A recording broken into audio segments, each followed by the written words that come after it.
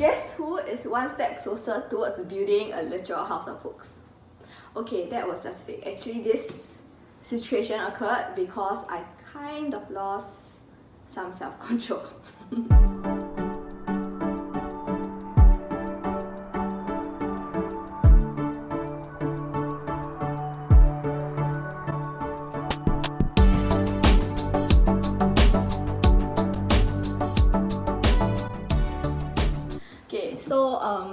Today I thought I'll talk about BookXcess, which is where I got all these books. I counted, they're either 59 or 60. I think 60 because I keep missing out certain books. And BookXcess is actually this remainder site which is located in Malaysia. They sell books really cheaply. I think for about cookbooks I normally spend about $10, and for the rest of the books I spend $5 or $6, and for children's books I spend $2 or $3. Those are all Sing dollars. So you can times 3 for the ringgit price. Shipping cost is $16 flat rate to Singapore, but if you are in Malaysia like what I did, it's free shipping above I think 80 ringgit. So basically this site sells, like I mentioned, it sells remainder books, and the great thing about that is the books they're not going to be the most current and latest books, but there are a lot of great titles that are backlist. So if you're like me and you're kind of really slow to the hype, you find a lot of stuff, especially like vintage or like classic books. Those I've seen quite a good number of. Let's talk delivery first. So delivery to Singapore was a little bit, I think it depends. I've heard from friends who got it in a week. I personally it took 2 weeks for my delivery to come, but in Malaysia it's been consistently under a week. Although you can see that I made so many purchases. I'm just very amazed that they got it all in a week, right? Condition of books is actually really good.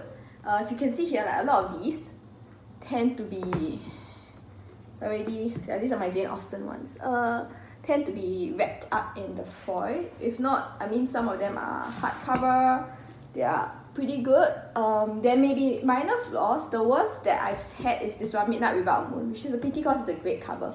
You can see here there's a little mark that disappeared. I think that's from the price tag. That is the worst, and I think Cheek by Jowl has a little, I don't know what this is, blemish at this side, but for the rest it's actually really good. Like I got this one from, I'm not trying Anthony Trollope, please let me know how it is. So I've actually found a lot of very interesting books. I'm not going to go through all 60 books here. That's going to be probably an hour-long video, but just to introduce some of them, I got like 3 Jane Austen themed books. So this one is the List Lover's Guide to Jane Austen. I honestly enjoyed it a lot more, even though it's on list, because I mean you learn quite a bit about Jane Austen. Then I have not read this too. You can see they're still in their wrapper. This one is like Jane Austen's Guide to Modern Life Dilemmas. I always love a good funny advice book. Then there's The Genius of Jane Austen, which I feel like I would agree with. Probably I've not read it, but I like Jane Austen. So in terms of classics, I managed to get Dostoevsky. I apologize in advance for mispronouncing the name. This is Notes from the Underground. So it came, one of my friends found out. I was so excited. Like, oh, it's a great book. Okay, then there's Anthony Trollope. So I found quite a lot of vintage classics. Some of them have pretty good slip cases. I got Darjeeling. So I've actually read this before. This is a good book to learn about the history of Darjeeling and its modern day and how biodynamic farming is making an impact, and the whole history of it. So I really like it as something that focuses specifically on the history of tea in this one particular area. So when I saw it, I just started buying to keep a copy for myself, and it can be added to my tea books, right? Let's see what else I have. I have a lot of fairy tale ones. I regret stacking them up in house. Regret. Yes, I bought this.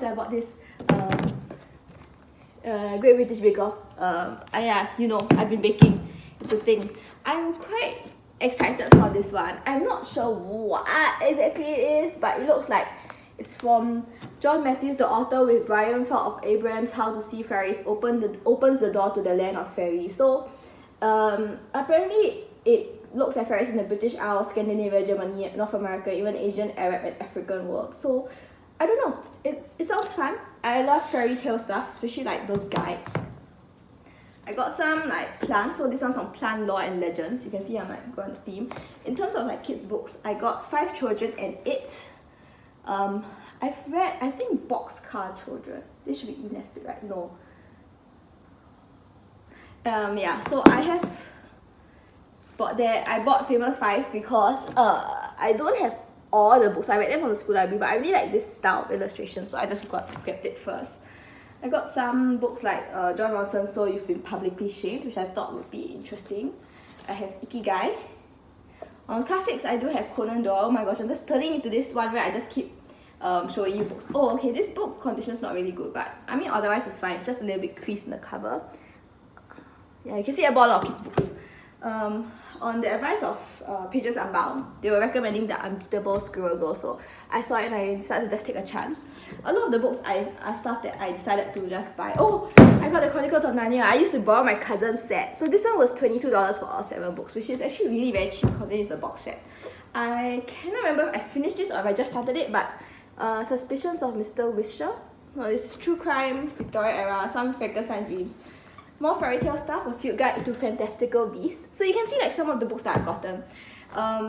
Overall, I'm really happy with the quality and how quickly they arrive. And I think in terms of value for money, it's really good value. And I've probably got enough for the rest of the year and maybe up to January or Feb.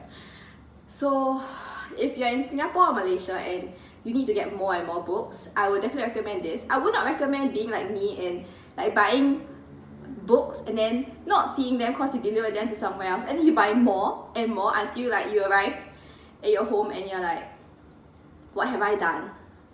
Okay, on the bright side, when I stacked them up, they were not nearly as high as me, so they're maybe like 1.4 meters worth of books. Weird way of counting books, but yes, we are in the age of... I mean, if you stack all the books together, you could be socially distanced from somebody.